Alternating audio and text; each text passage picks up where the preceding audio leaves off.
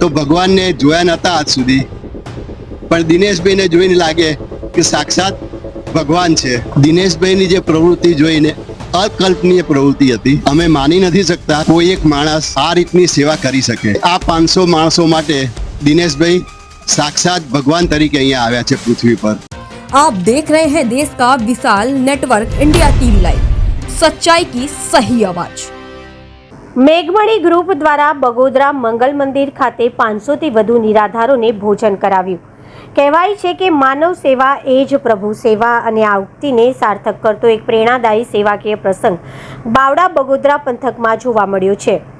પ્રખ્યાત મેઘમણી ગ્રુપ દ્વારા આજે બગોદરા સ્થિત મંગલ મંદિર માનવ સેવા પરિવાર ખાતે આશ્રય લઈ રહેલા 500 થી વધુ દુઃખી અને નિરાધાર લોકોને શ્રદ્ધાપૂર્વક ભોજન કરાવવામાં આવ્યું હતું.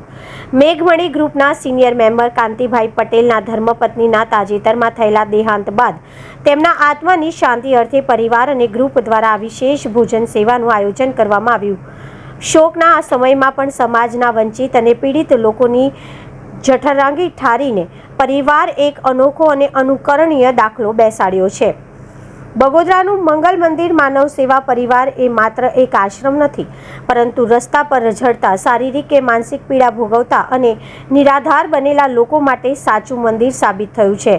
સંસ્થામાં હાલમાં 500 થી વધુ આવા દુઃખી અને પીડિત વ્યક્તિઓની સંપૂર્ણ સુવિધા સાથે મફત સેવા અને સારવાર કરવામાં આવી રહી છે.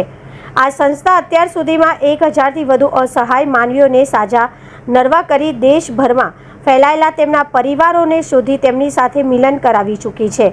મેઘમણી ગ્રુપના એક મેમ્બરે કહ્યું કે જ્યાં પંડ પીડાએ રઝળતા દુઃખી અને નિરાધાર માનવીઓની સેવા સાથે સારવાર થઈ રહી છે, તેવા પવિત્ર સ્થાને સેવા કરવાનો અવસર મળવો એ ઈશ્વરીય કૃપા છે. મેઘમણી ગ્રુપના આ સેવા કાર્યને સ્થાનિક આગેવાન અને મંગલ મંદિર પરિવાર દ્વારા બિરદાવવામાં આવ્યું હતું. રિપોર્ટર સહદેવ બેલદારની સાથે કેમેરામેન નરેશ બેલદાર. આ સાહેબ કાંતિભાઈ મેઘજીભાઈ પટેલ, મેઘમણી પરિવારનો સિનિયર મેમ્બર. આજે ભગવાનની પ્રેરણાથી ભગવાનના મંદિરમાં અમે પધાર્યા છીએ અને સાક્ષાત ભગવાન દિનેશભાઈ અમને મળ્યા. સંસ્થાની પ્રવૃત્તિ વિશે અમને અહેવાલ આપ્યો. અમને બહુ જ આનંદ થયો અને મદદ કરું છું, કરતા રહીશું પણ ખરા. અને વિશેષ કંઈ જરૂરિયાત પડે તો દિનેશભાઈને મળી અને અમે મદદ કરતા રહીશું. બાકી ન ભૂતો ન ભવિષ્યથી એવું કામ આ સંસ્થાનું છે. ખરેખર આ આખા ગુજરાતમાં આવી કોઈ સંસ્થા અમે જોઈ નથી. ખૂબ ધન્યવાદ ભગવાન, તમે અમને પ્રેરણા આપી આ વિઝિટ કરવાની સંસ્થાની, એ બદલ આપનો ખૂબ ખૂબ આભાર. મારી માતૃશ્રી અમિતાબેનના દેહાંત પછી અમારા એક રિલેટિવ ફ્રેન્ડ સર્કલમાંથી એમણે અમને પ્રેરણા આપી કે જો તમારાથી શક્ય હોય તમે આ આશ્રમ માનવ સેવા રાજકોટ હાઈવે પર બગોદરાની પાસે છે, ત્યાં તમે એક વખત વિઝિટ કરજો અને યથાશક્તિ દાન આપજો. એમની પ્રેરણાથી આજે અમે અહીં આવ્યા હતા. આશ્રમની પ્રવૃત્તિ જોઈ, દિનેશભાઈની જે પ્રવૃત્તિ જોઈને અકલ્પનીય પ્રવૃત્તિ હતી. અમે માની નથી શકતા કે કોઈ એક માણસ આ રીતની સેવા કરી શકે. આટલા માણસો, 500 550 માણસોને જે અણસમજુ, જેમનો કોઈ આધાર નથી, એમને રાખવા, વ્યવસ્થિત ટ્રીટમેન્ટ આપવી, સવારનો નાસ્તો, બપોરનું જમવાનું, રાતના જમવાનું, એમની મેડિકલ ટ્રીટમેન્ટ, રિયલી અનબિલિવેબલ. એવું જ લાગે કે આ 500 માણસો માટે દિનેશભાઈ સાક્ષાત ભગવાન તરીકે અહીંયા આવ્યા છે પૃથ્વી પર. જે માણસો સમજણા નથી હોતા, એમની ટ્રીટમેન્ટ કરીને સમજણા થાય પછી એમના ફેમિલી સુધી પહોંચાડવાની વ્યવસ્થા પણ દિનેશભાઈ કરે છે. એવા દાખલા સાંભળ્યા કે એમના ફેમિલીમાં કોઈ ના હોય, માતા એકલી હોય, દીકરો વિખૂટો પડી ગયો હોય, એ દીકરાને ત્યાં પહોંચાડીને એના ઉપરાંત એ ત્યાં ગાડી એની માતાને 25-50 હજાર યથાશક્તિ દાન આપીને આવે છે. આ વસ્તુ આપણે કલ્પની ના શકીએ.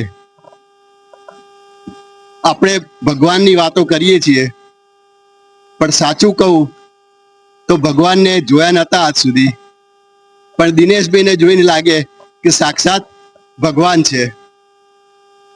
અને ભગવાનને એક જ પ્રાર્થના કરી શકું, ભગવાન દિનેશભાઈને ખૂબ જ સારું સ્વાસ્થ્ય આપે અને ખૂબ જ લાંબુ આયુષ્ય આપે, કે જેથી આ પ્રવૃત્તિ આવી જ રીતે ચાલુ રહે.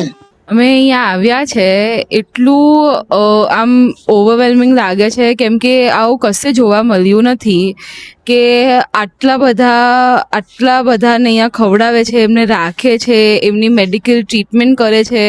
અને અમે અહીંયા આવીએ છીએ તો અમને એવું લાગે છે કે બધા લાઈફના એક્સપેક્ટેશન્સ મૂકી દેવાના અને જેટલું મળ્યું છે એમાં જ એટલું ખુશ રહેવાનું, કેમ કે એ જ વધારે ઇમ્પોર્ટન્ટ છે, બીજું કશું જ ઇમ્પોર્ટન્ટ નથી. હાઈવે પર આવેલું માનવ સેવા મંદિર દિનેશભાઈ લાઠિયા દ્વારા આ સંસ્થા ચાલી રહી છે.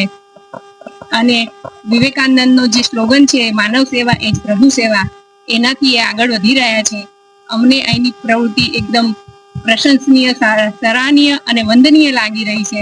અને બધા જ 550 વ્યક્તિઓને એમણે ગરમ ગરમ ભજીયા બનાવીને પીરસ્યા, એ પણ એક આનંદની વાત હતી.